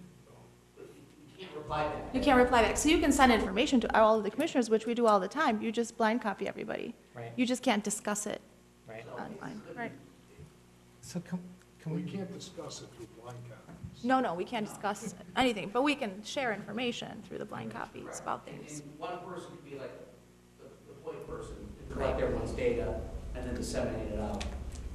so can we spend 5 more minutes? I mean, so what is our next step on this? So I've written a draft. the draft is certainly, I hear, not unanimously approved, I get that. What is our next step? Because if we just say we're going to push it down the road another month, I don't understand how we're going to talk about it between now and, if we can't do it between now and January 2nd, how are we going to do it between now and February? Well, because A, we have another meeting before then, and B, we have the ability to communicate through Okay. one person. Well, what I heard here was that you were gonna work with John to revise Right. the letter. Right. And so once you guys do that, then you send it out to us and we look at it and then we can begin. I'll give it to John right now.